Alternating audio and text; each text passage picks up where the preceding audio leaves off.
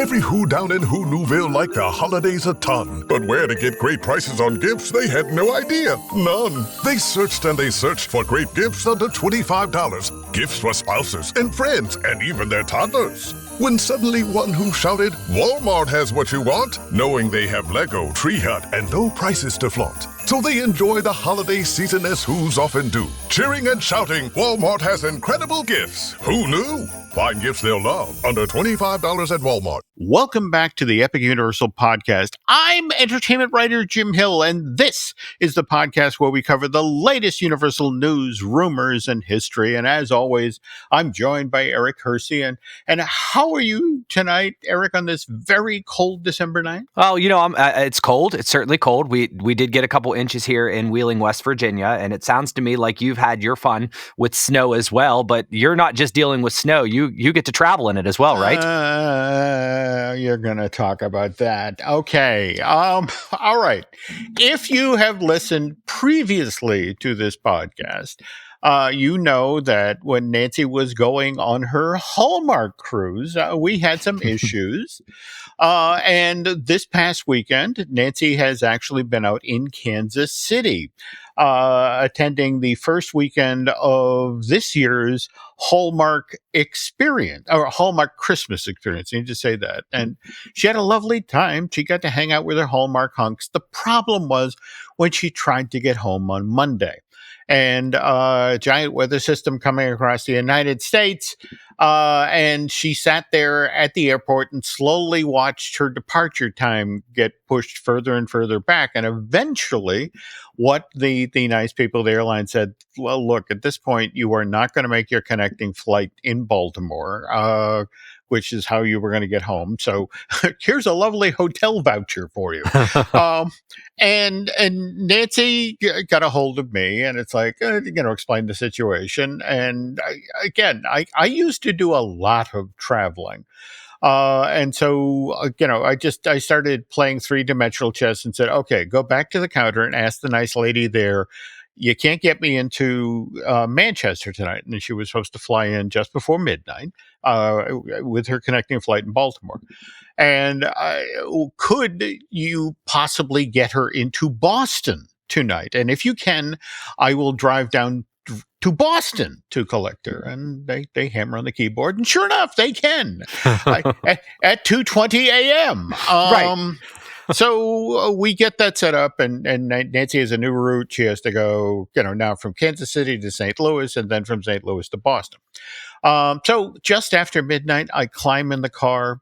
And Eric, I have never, been out at this particular time of night when, for example, you drive through Dunkin' Donuts to get a coffee to stay awake for the trip and ask for a donut, and we have no donuts. Just They're done. Done. Evidently, the donut ferry had not showed up yet. And It was just sort of or the truck that delivers or whatever, but no donuts. And then I go across the street to Cumberland Farms. I gas up the car, and I figure I'll get my lottery ticket. And, and they're like, no, the lottery is closed. It's like, the lottery closes? Evidently, at night it closes. So anyway, I drive down into Boston, and then it gets weirder, all right? Because anybody who's actually gone to Logan Airport knows if you're coming down from the north, you're on 93, and you get, you take the Callahan Tunnel under Boston Harbor, and you come up. I come up to that point, and Callahan Tunnel is closed for construction. Oh, good. And it's like, all right, I can handle this. Mind you, you're fighting the snow, right? Because the snow's supposed to hit at a certain time, right? Yes, the ticking clock here is that the storm is making its way to the eastern seaboard, and by 8 o'clock in the morning, the snow will fly.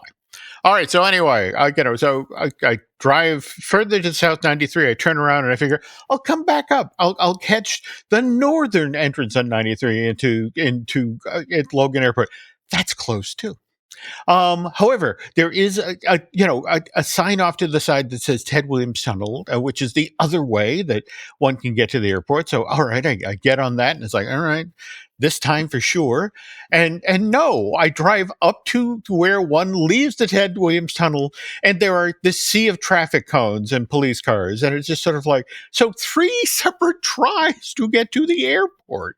I finally get on surface streets and do find a way that if they forgot to block, and park the car, get inside. And now it's like 2:20, and it's like, oh, I'm going to be late. And it's like, well, no, her flight left late, so now she won't be until 3:38 a.m. But want to stress the positive of the story again, because you're out when no rational human being is up. When Nancy finally did make it to baggage claim, and that's part of the story we'll get to in a sec. We were able to get right out to the car. We were able to take right off, and so we were home just a little bit after 5. So we beat the snow. But did the donut fairies come by that? Did you get your donuts? I did. Well, at that point, it was just sort of like, get home. That I wasn't going to risk another getting off the highway, because then the magic traffic cones would appear and block my way again. But also important to stress here, Nancy's bag had already been loaded onto the flight to Baltimore. So when they suddenly changed her itinerary to go to St. Louis, it's like, I'm sorry, man, we can't collect your bag. And so her bag went to Baltimore, and weirdly enough, made it to Manchester by 7:59 in the morning, 1 minute before the snow started. But then it got snowed in. And so actually, after I complete recording this podcast tonight with Eric, I am driving to the airport to collect Nancy's bag. So, the never travel... a dull day. Never a dull day. When it comes to Hallmark experiences and Jim Hill putting a lot of miles on the car. Well, and speaking of which, next weekend is Christmas Con down in New Jersey. And that one, I don't entrust to any airlines. I am literally driving Nancy down there. I will take her to the venue every day. And, and I will keep my eye out for traffic cones looking to block my way. So anyway, let's hope it goes all as planned and all is well. But thanks for sharing, Jim. We're glad you're back, and I would say, well, you're back in one piece, but now you got to travel tonight. So we're going to be wishing you the best of luck. All right, I do appreciate that. And beyond that, we do have a show here. Yeah, sure. That we have to get underway. So we should probably, before we do that, acknowledge our sponsor, which, of course, the Epic Universal Podcast is brought to you by UnlockMagic.com. By the way, that's run by our friends at the DVC rental store.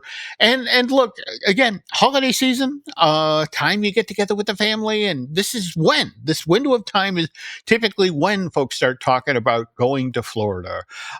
So if you go through unlockmagic.com, you can get one of the discounts start at 10%. No, 10 to 12% most of the time. 10%. Yeah. So again, if you're looking come 2026 to travel down to Florida and check out Disney World or Universal Orlando, please go check out unlockmagic.com and save. All right. So now to the news. All right. And we're starting with a survey. Is that correct this week? Right. Or? Yeah. We got a nice listener survey that sent it in to us. This was very interesting. So let me just give it a little preface here. So a listener reached out and said that they haven't visited a Universal park for over a year, which is pretty common for most people doing your yearly pilgrimage. But they got a survey randomly, and it asked for all their demographics. And then once they entered that they had a teenage son, they were prompted some additional questions, or pretty much started the actual survey for them. So I thought it was kind of interesting, and I'll share some of those. They all deal with his 13 to 17-year-old son. And the first question just asked in general the entertainment genres or mediums, and how much they enjoy the following. And some of those would be fantasy, comedy, horror, action, video games, anime, drama, science fiction, and historical. Right. And you could put anywhere from love this to hate this, and kind of anywhere in between. So fairly good question to ask. I could see where they're going with that. Then it was, when was your 13, 17-year-old son's most recent visit? So it's just kind of asking, but it's interesting because it asks a slew of questions in terms of what theme parks they went to. So SeaWorld San Diego, SeaWorld Orlando, Knott's Berry Farm. So it's kind of weird. We're on different coasts here. We have Universal Orlando, we have Walt Disney World Resort, we have Disneyland, and we have Universal Studios Hollywood, or any other theme park. And it basically asks anywhere from 2 years to never visited, more than 5 years. So just kind of gauging it here. Now, this is for the teenager, not anyone else. And then now below are some theme park events that take place in the Orlando. Which of the following has your 13 to 17-year-old ever heard of or visited? So heard of or visited, which is different. So they ask you basically, have you heard but never visited, so forth. But we have Halloween Horror Nights, we have Mardi Gras, Hallow Scream, which is at SeaWorld, Seven Seas Food Festival at SeaWorld, International Food and Wine, and Mickey's Not So Scary Halloween Party.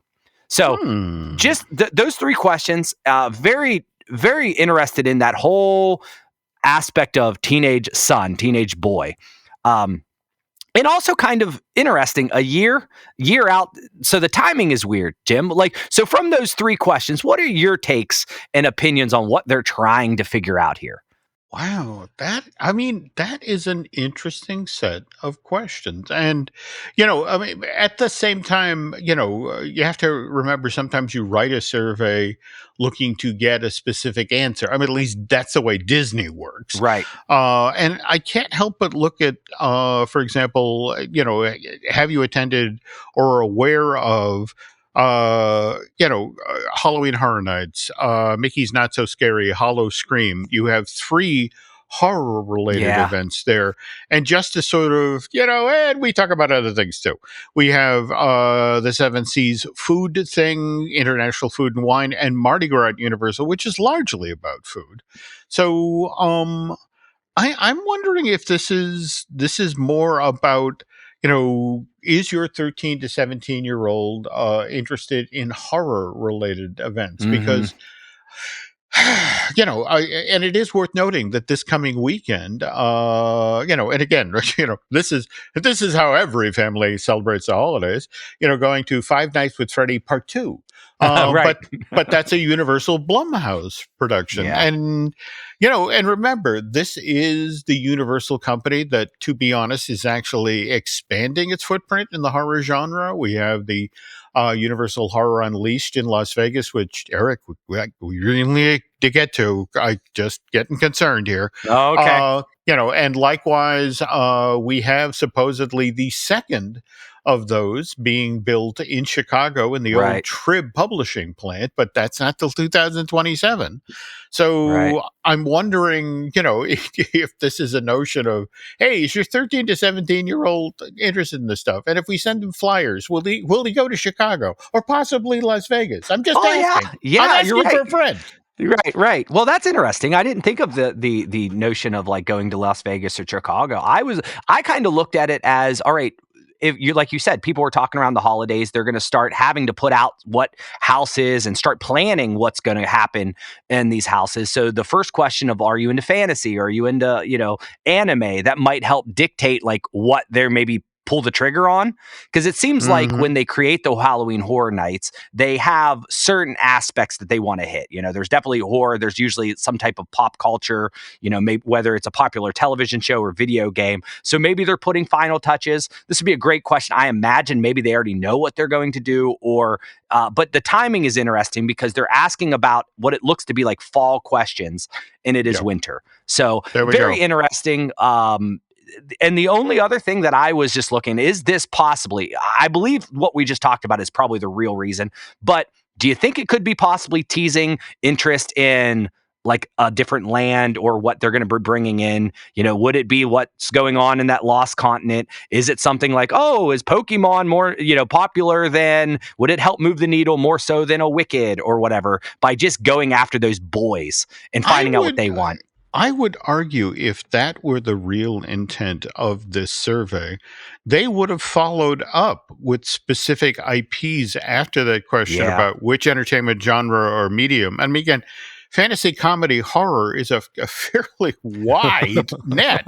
And by the way, just another thing that again, it's scary sometimes when things like this happen, but I just went over and looked at the rating for Five Nights at Freddy part 2. And by the way, it's PG-13.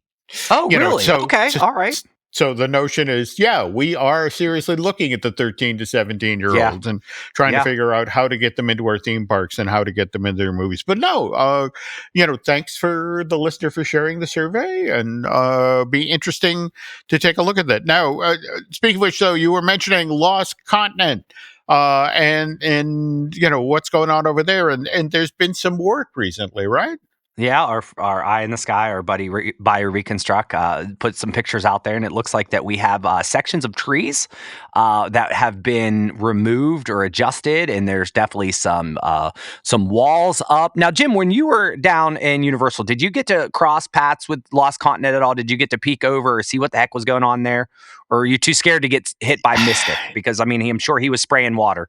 I did walk through this area, but at that point, they did not have the construction fences up. I mean, now, mind you, again, I was there 2 weeks ago, the day this show gets posted, the 5th of December. And it is kind of interesting, again, that this is out of the inventory, because Poseidon's Fury, it was this time of year when, the seasonal crowds would come back, that Poseidon's Fury, even when it was mothballed, would be opened up. So the fact that they're beginning this work now, or at least, and this is the thing, it's looking at it and it's like, well, all right, is this strictly the horticultural team getting in there and maybe doing some preventative pruning?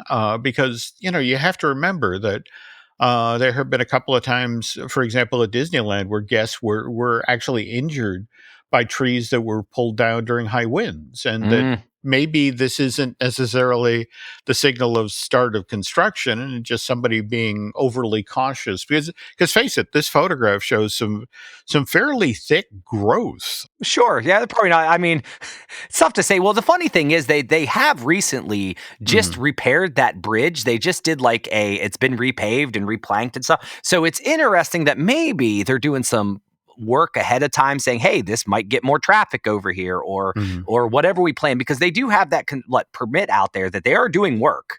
Right. Yeah, no, and I think they almost all but said, yes, we're doing stuff over here. So interesting to see how much they're doing now and what we can see, but hopefully there'll be more pictures. Jim, I think everybody is still what is going to go here, and or what's the thoughts, and of course Wicked. In our contract, we'll mention it today. Did you check recently? How's it doing box office? This is week 2 now, I think. Yeah, and let's face it, Zootopia 2 came out this past weekend and racked up crazy numbers. But any other weekend, we would have been talking about Wicked for Good, which at this point now is, what is it? I was looking earlier this morning at Box Office Mojo, and I think they had the numbers up for Monday, and it was at, I want to say 389, but you've got the more recent numbers here. Well, I looked, it was like 391, so I estimated around 400 million, and that's global, right? I believe that's global. Global. So we're looking for that billion. We're looking for that billion. I think once that happens, then this Lost Continent or someplace somewhere might just have a house flop down on it from a tornado, and we'll have so we'll see. Okay, but, well, that would make the construction so much easier. You just drop the houses in from above. Oh, okay, there you go. All right. And speaking of things being dropped down, again, our buddy BioReconstruct, flying over various Universal parks, discovered kind of a blast from the past, right? Yeah, well, these cropped up a while ago, so I didn't get to witness, and I'm kind of upset because the old Monsters Café, where the Minions Cafe is now, there were some prominent statues, I believe. Were they on top of the building, Jim? Does that sound right? They had a little sort of marquee just in front of the building where the Wolfman, Frankenstein's monster, and the creature from the Black Lagoon were on a platform that rotated to promote the Monsters Café. And so we now, everybody wondered, once they turned that area into Minion Land, so to speak, and right, and that became the Minion Cafe.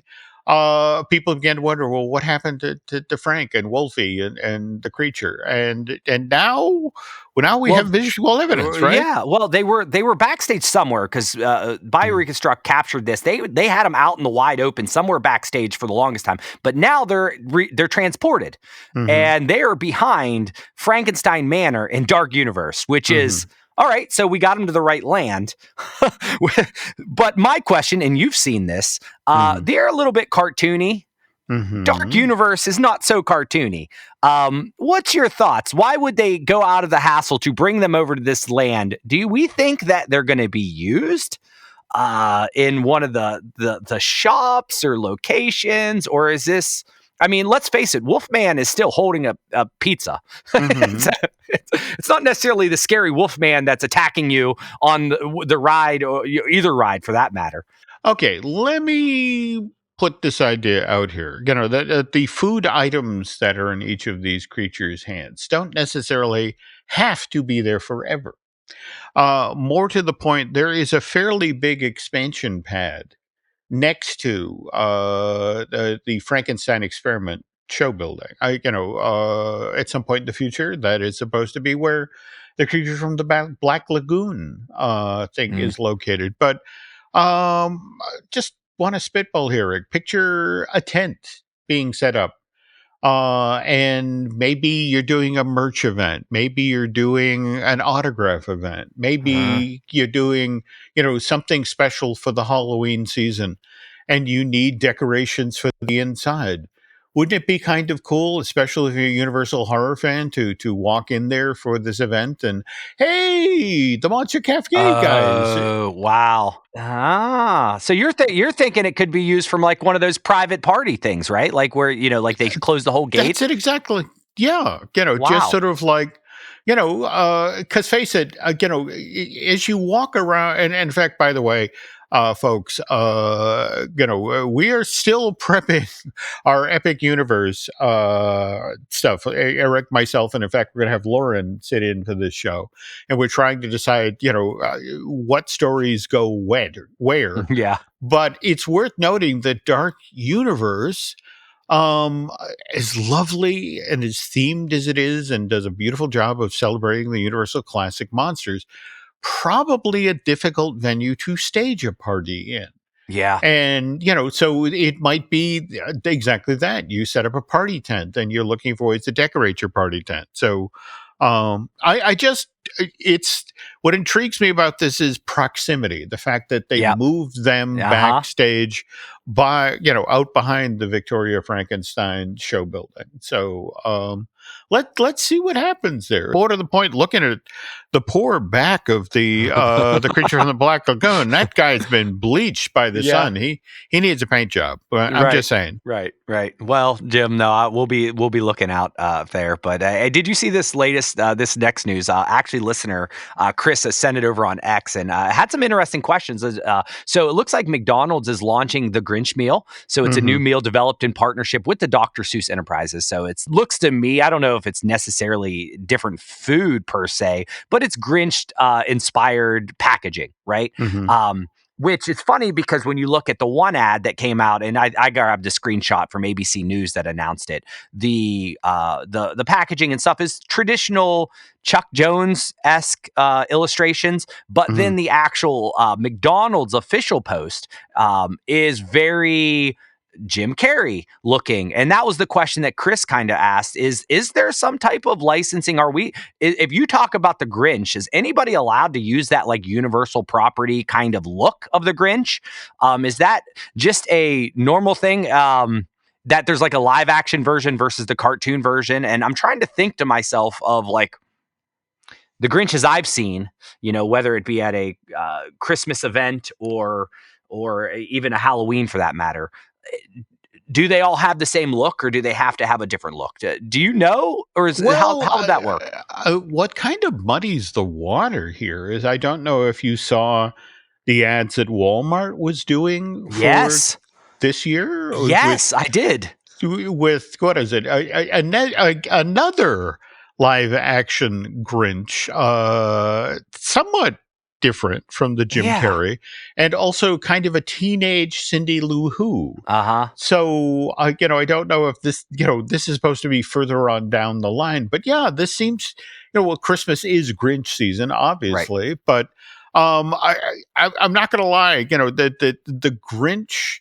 Why McDonald's might have leaned into the live action Grinch versus the Chuck Jones animated Grinch for the commercials of that sort of thing is, face it, guy puts on this makeup, he can do the dialogue, he can talk about, you get 10 chicken McNuggets and special dipping sauce and that sort of thing. Whereas that's the thing with animation, it takes a while, and then it's like, oh, that guy sounds like Boris Karloff. That's exactly who I want pitching fast food to me. But yeah, I mean, I am actually more intrigued by the Walmart Grinch deal, because it's like, okay, I want to see that contract, because it's like, can't be little Cindy Lou, but you can do the teenage version, and you can't, that's the thing of the Grinch in those ads. He looks very groomed. It's like, that looks like they took him down to Petco and just, shaved him down and gave him a bath. But no, and I'll tell you what, I don't know if you have a Roku, but there's Roku City, which is the screensaver that comes up, and it was Black Friday, I think, and the Grinch, or Walmart for that matter, sponsored the entire screensaver. Everything turned into Whoville, and every ad was Walmart related, and it's super cool. And I always have the Roku City going, and there's always pop culture references. Interesting to see that. But yeah, the Grinch is the Grinch. Not that he ever went away, but he's been very prominent this year, it seems like, which we love here as Universal fans. Yeah, I agree. So now, speaking of Universal, we pivot now to Orlando, and this comes by way of the folks at Inside the Magic, changes to the disability program. Yeah, well, I did check. I checked, as I go through and just see what the latest news is, and I don't know if it's a huge shift in terms of like a giant change, as some other, there are some, I would say, clickbaity articles out there that's like, they did away with this thing. Well, it looks to me like they just moved the disability access system to a digital version for the attractions assistance pass, as opposed to just using like a paper. Now, I will tell you that it starts, as of recording, it started yesterday. So on the 4th, I'm not super familiar. I haven't used this. I had, a couple friends that have used it at Disney, and I believe maybe at Universal before. But just for those, I wanted to at least throw it out there that anybody that is planning a trip or going, that it is slightly different. But it sounds to me like it is more of a digital version of somewhat like a fast pass. So the system lets the guest book a new return time 15 minutes after entering an attraction. So it's basically just reducing the need for repeated kiosk visits and essentially limiting unnecessary walking for guests with disabilities. So 2 thumbs up on that. But I don't know enough about it to really intelligently be like, all right, do this, and help you plan how to work it. But I think it's our obligation, or should our duty, to at least let people know that something has changed. Look up, talk to a team member, find someone who does know a little bit more about this for if you're planning a trip. So it sounds to me like it's a good thing if it's making life a little bit easier for those out there. Okay, and for those of you Luddites out there like me who like paper, it gets worth noting that you still can get a paper attractions assistance pass. There you go. If you're lousy at apps, which I am. Best of both worlds there. You can pick how you want to do it. So yeah, but that's what we got for the news so far. I mean, there's lots more stories, and once again, we'll be figuring out what's best of the bunch to bring to you guys, in the coming week. But as Jim alluded to, we're definitely going to be talking more detail about the epic trip that you went and go through the lands and talk about that. But you have an interesting story that was prompted from last week, right? I do, and which ties in with holiday shopping season, and we'll explain what that is after this break. But first, This episode is brought to you by Indeed. You're ready to move your business forward, but first, you need to find the right team. Start your search with Indeed-sponsored jobs. It can help you reach qualified candidates fast, ensuring your listing is the first one they see. According to Indeed data, Sponsored jobs are 90% more likely to report a hire than non-sponsored jobs. See the results for yourself. Get a $75 sponsored job credit at Indeed.com/podcast. Terms and conditions apply. Kraft Mac and Cheese is the best thing ever. It's even better than pop music. You look just as natural enjoying us at age 13 as you do 55. Kraft Mac and Cheese. Best thing ever. This episode is brought to you by McAfee. I found this great place to stay this weekend. Click on the link and book it. Oh, wow. McAfee alerted me that this site is fake and even blocked it. Cyber criminals create fake sites to steal your passwords and financial data. McAfee identifies and blocks these sites to keep you safer online, so you can book your trip without worry. Learn more at McAfee.com/online protection. And we're back. All right. Yes, as we mentioned just before the break, I'm keying off of something that actually Eric shared on a recent episode of this podcast. In fact, on I want to say might have been last week.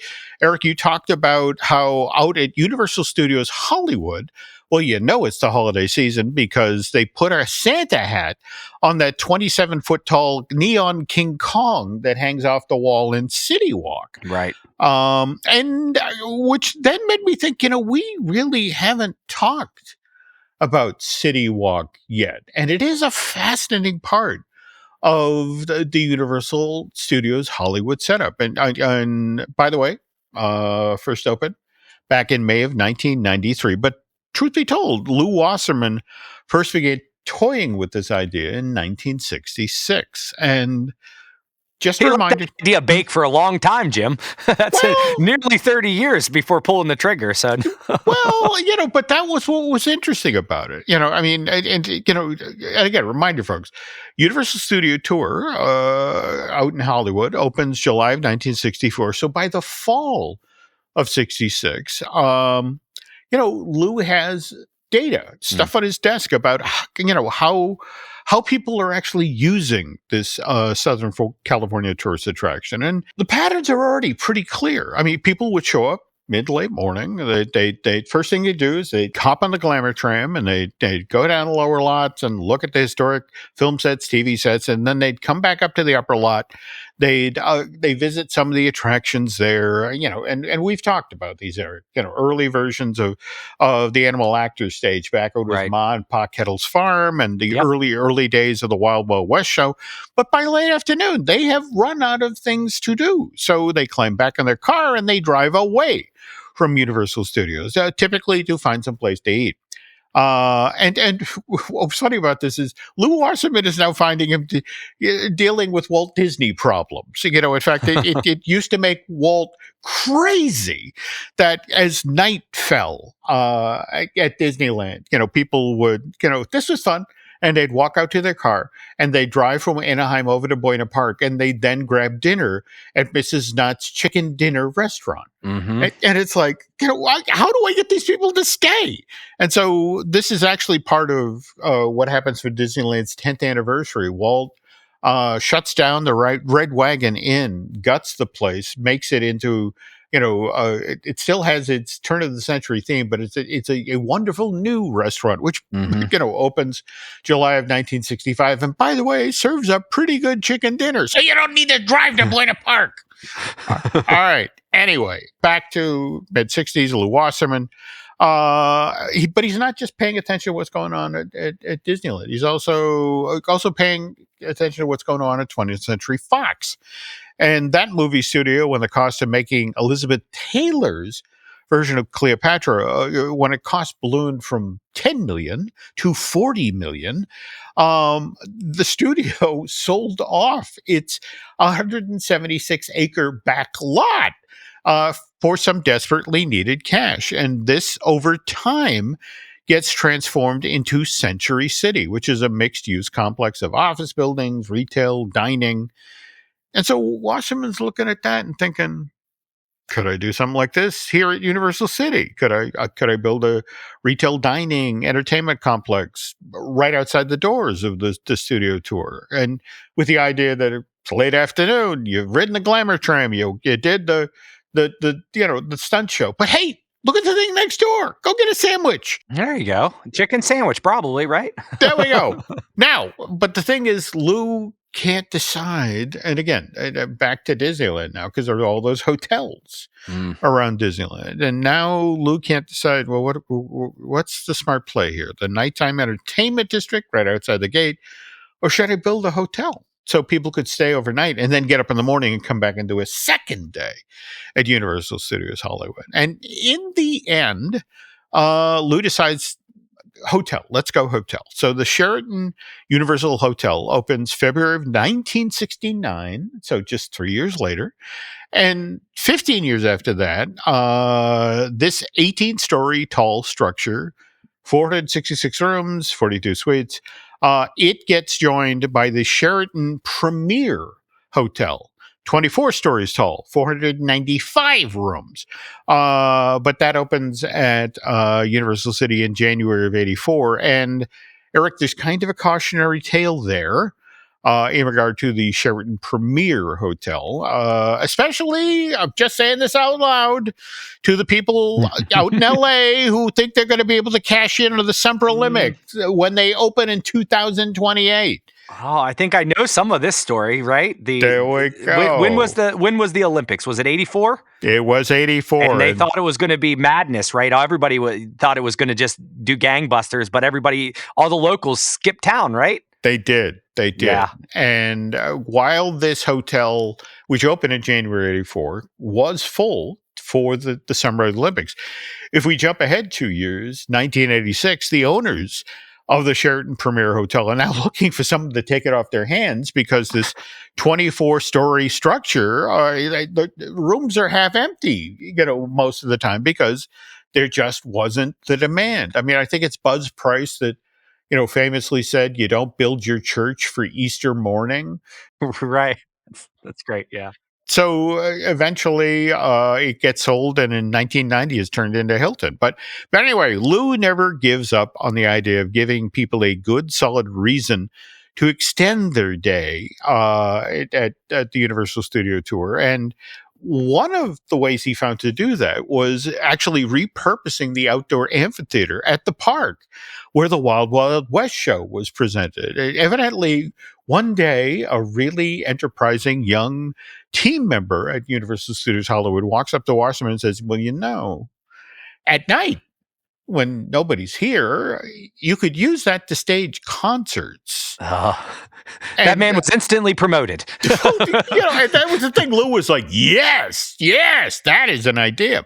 So June of 1972, Universal holds its first after the park closes for the day presentation in the Wild Wild West Stunt Theater. And I love this story, Eric, because, you got a Wild West town. What's the perfect show to stage when you got the Wild West town? It's your backdrop.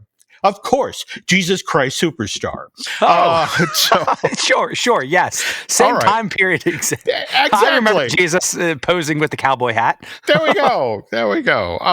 But this was the Los Angeles debut of the stage version of Jesus Christ Superstar. Gotta tell you, Eric, they originally were only going to present it for 4 weeks. It was so popular. Performances started in June. They extended it for 12 weeks. And the only reason they stopped because, they were presenting it at night, up on a hilltop. All right. And now it's fall and the winds have picked up and it's cold. And I had a friend who actually went to this and said it was lovely, but as it got later at night, it got colder, and he remembers distinctly. It's we're moving into the finale of Jesus Christ Superstar. So of course, Ted Neely, who's playing the title role, has just been nailed to the cross and then has supposedly died on stage. But the thing is, my friend is sitting in the audience, and it's just sad moment in the show, but he can't help but notice that Jesus is still moving, and it's not because Ted Neely's an undisciplined actor. The poor man is freezing. All right. He's basically just got a loincloth on up there on the cross, and the way, and it's just, he's shivering, and it's like, they're all wearing parkas the next day. What is going on here?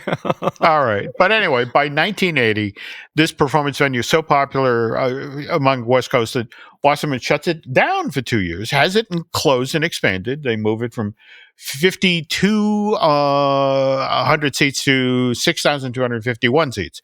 And because now the newly renamed Universal Amphitheater, has opened, Lou's looking for even more ways to keep people coming back to Universal City on those nights when concerts aren't being presented outside, of the Universal Studios theme park. So what he decides is, well, look, I'm a movie studio. I'm going to build a movie theater.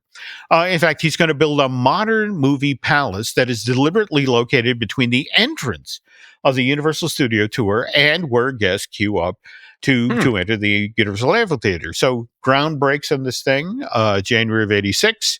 And Lou's quick to point out it's going to have 18 theaters, and if we count all of the seats, this building is going to have 5,940 seats, which, by the way, is 66 more seats than Radio City Music Hall in New York. So it's like he's just built the largest movie palace in the United States. And put it on shirts already, bragging about it, I'm sure. There we go. All right. So it opens officially July 1st of 1987. But the day before, Eric, they did this really cool thing that Universal was nice enough to invite me to. Oh, really? Yep.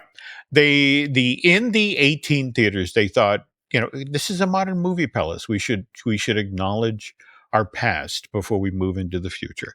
And so what they did was, in each of the theaters, they ran one of the most popular films in Hollywood history. So one theater had Gone with the Wind. The other theater had The Wizard of Oz.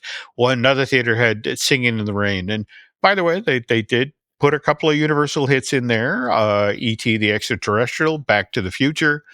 But what was really, really, really cool was that, well, two of the films they showed were It's a Wonderful Life and Ben-Hur. And they invited the stars to come out. And so, I was there in the lobby when then 79-year-old Jimmy Stewart showed up. And, and then right after that, 63-year-old Charlton Heston was there, and they each went into the theaters and then came out and just raved because it had been years since they'd seen their movies back up on the big screen, and more to the point, these were being presented in state-of-the-art theaters with Dolby Stereo and THX projectors, and they never looked that good. And it was just nice. Yeah, that sounds great. All right. But anyway, now Universal Hollywood has 3 attractions up on that windy hillside that froze poor Ted Neely. We got the Universal Studio Tour. We got the Universal Amphitheater. We got the God help this name, Cineplex Odeon Universal City Cinemas. It's like, what? But Lou is still looking now. It's like, I need connective tissue between these things. I need something, and he circles back to his idea from 1966 that, something like what they have at Century City, retail, dining, entertainment, and built right outside of the Universal Studio Tour. And we will get to the particulars of that project, to be specific, who Lou chose to design this thing in a moment. But first, this. When the holidays start to feel a bit repetitive, reach for a Sprite Winter Spiced Cranberry and put your twist on tradition. A bold cranberry and winter spice flavor fusion, Sprite Winter Spiced Cranberry is a refreshing way to shake things up this sipping season. And only for a limited time. Sprite, obey your thirst. We find Vecna, we end this once and for all, together. On December 25th. We have a plan. It's a bit insane. Everyone in? He knows where we are. Watch out! Get ready for one last adventure. We stay true to ourselves. stay true to our friends, no matter the cost. Found you. Stranger Things, Season 5, Volume 2, begins December 25th, only on Netflix.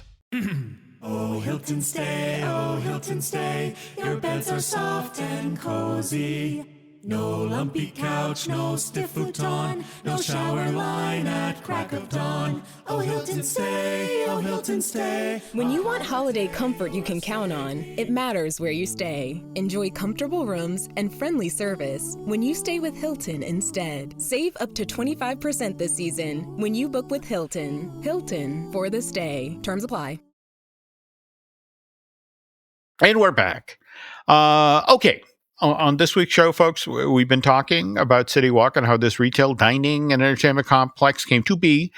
But before we do that, we need to talk about how transformative CityWalk was to the whole of LA back in 1993. I mean, yeah, look, in the city, you had places where you could go and shop and dine and see a movie. I mean, Glendale Galleria, the Beverly Center, the Rodeo Drive.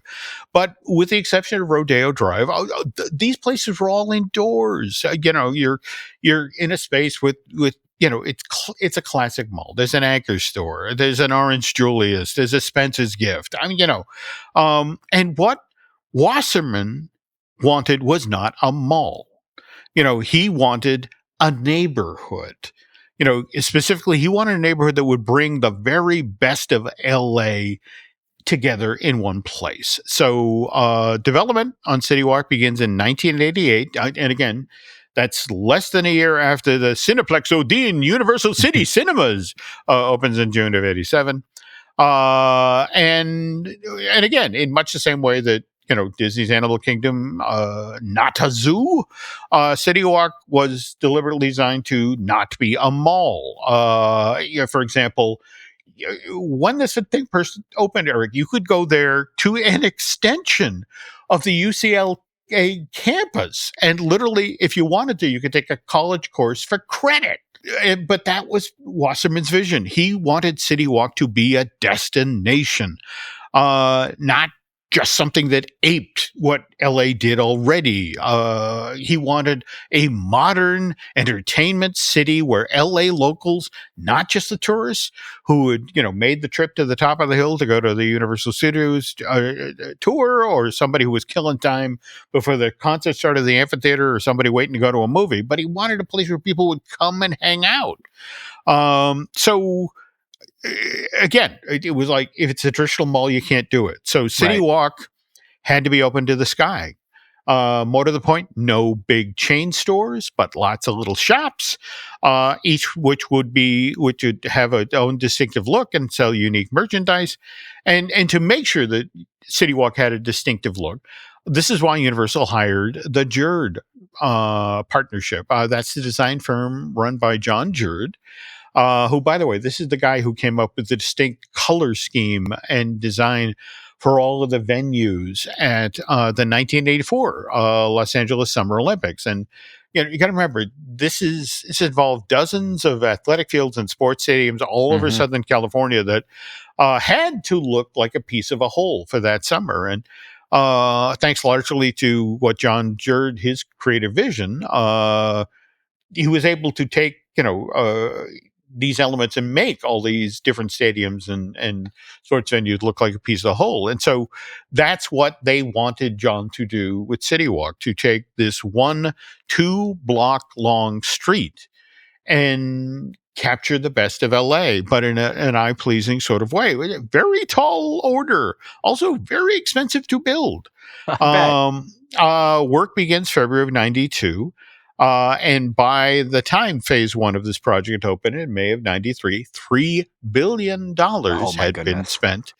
But the upside was this 200,000 square foot complex was a hit right out of the box. In fact, so much so that by 1999, Universal Parks and Resorts announced their plans to expand CityWalk Hollywood by 75%, which bumped its square footage up from, again, the 200,000 square feet to 390,000 square feet. And By the way, very early on in today's feature, we talked about that 27-foot tall neon King Kong sign, the one that they put the Santa hat on every season. Well, Kong is not the only notable bit of neon you find at Universal CityWalk in Hollywood. The Jerd partnership persuaded the MoNA, which is the Museum of Neon Art, founded back in 1981, as a place that would preserve some of the more historic neon signs around Los Angeles, as well as provide a place for people to showcase contemporary pieces of neon art. Well, the Jerd got the MoNA to allow them to display 28 historic neon signs inside of CityWalk. And if you, like me, were a fan of old Los Angeles from the 30s, 40s, and 50s, half the fun of walking around CityWalk was you'd come around a corner and then see, a neon sign like the one from the Conde restaurant in Gardenia. And, well, you would have loved this sign, Eric, because what was cool about it is that they were two brothers who ran Conde's, Ben and Raymond. And depending on the day of the week, they'd switch off who was doing what. So, on some nights, for example, Ben would be the cook and Raymond would be the maitre d' who greeted you at the door. And out of the nights, Raymond would be the guy out back cooking your meal and Ben would be the maitre d'. And so, but what was cool about the neon sign over the entrance of the Conde is there was a switch. And depending whether it was Ben or Raymond who was greeting you at the front door, they could flip the switch and the face on the sign would change from looking like Ben to one that looked like Raymond. Oh, is that still a thing, Jim? Still a thing. It's still at CityWalk. That's awesome. But I love that this weird little bit of LA history managed to make it into CityWalk at Universal City in Hollywood. By the way, success of this place obviously influenced the people in the mid-90s who were getting ready to turn Universal Studios Florida into a destination resort. Which is why the Universal Orlando Resort in December of 1998, by the way, some 6 months before Islands opened, got their own supersized version of CityWalk. Only the East Coast version of this dining, shopping, entertainment district wasn't 390 square feet. It was 30 acres. So blessing of size, Jim, in Florida. There we go. Blessing of size. Blessing of size. All right. By the way, we really need at some point in the Epic Universe podcast future to do a show or two about the Orlando version of CityWalk, especially since early on it wasn't going to be called CityWalk at all. It was rather back in the day going to be called the E-Zone. But all right. When you say that, that sounds very 2000. Yeah, that it does. Okay, now back to the Southern California version of CityWalk. Definitely worth checking out this holiday season, if only to catch the Wicked for Good themed Christmas tree, which, Eric, this thing is 40 feet tall and it's covered with 200,000 pink and green LED lights. So, just it's not one of those trees where if one goes out, they all go out, because that sounds miserable. Oh, God, yes. But by the way, that is now in front of the cinema, which, by the way, no longer has its ridiculously long name. Well, it's a somewhat long name. It's now called the Universal Cinema AMC at CityWalk Hollywood. I don't know, Jim. That they're both about the same to me. Too many letters. All right, there we go. Now, just a word of warning: if you're thinking of heading to Universal CityWalk this holiday season, and again, we're talking the Hollywood version rather than the Orlando version. Look, it's weeks before Christmas. It's busy there, folks.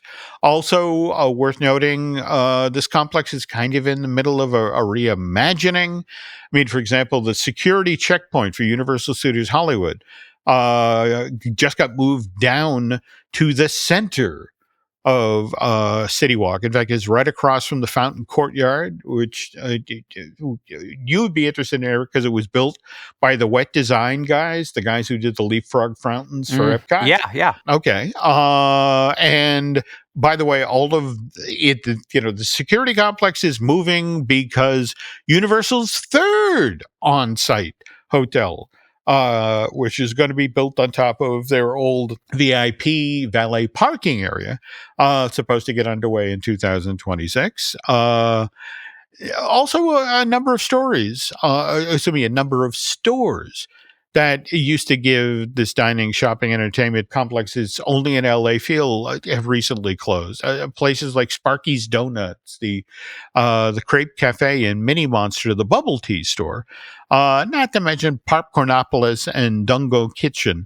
And I'm not sure if these closures are also related to the construction of that third hotel. So here's hoping that Universal Hollywood in the coming months replaces these shops with some equally colorful additions for the West Coast edition of CityWalk. I mean, as long as they leave things from another world. And Eric, that, by the way, is the last remaining store from the original iteration Universal CityWalk, the version that opened back in May of 1993. I mean, as long as things from another world remain, I'll be fine. I go in there whenever I'm in town to hunt for comics and collectibles, and they have great stuff there. It's pricey, but worth it. Well, Jim, I'll tell you what, as long as Steven Spielberg goes on the record to say that he likes that store, I don't think they'll shut it down.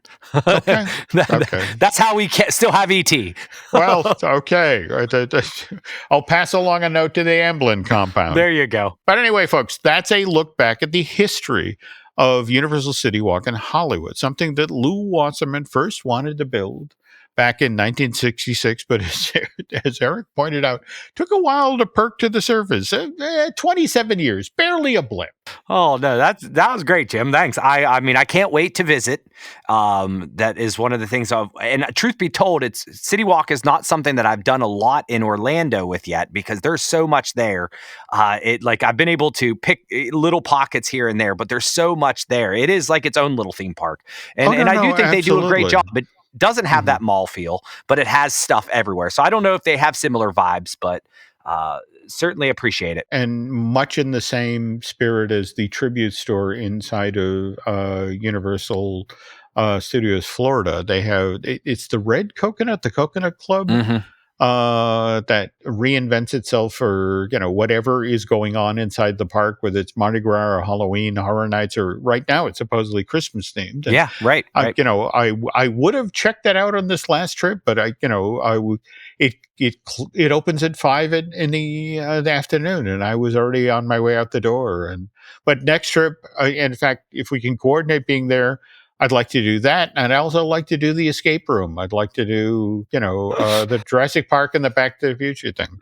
Hey, Jim, I'm all for it as long as you don't expect me to be good at it. I've never tried one, but I think that would be one I would try. I'd definitely try the Back to the Future. That sounds like a good time. Okay. All right. Well, it's a date. It's a plan. But with that, folks, that will do it for this week. And by the way, if you have topics or suggestions for future episodes of this podcast, feel free to send them along via social media or just connect with us over at jimwhomedia.com. But with that, I got to go to the airport to get a bag. So thanks for listening. On behalf of Mr. Hersey, we will be back next week.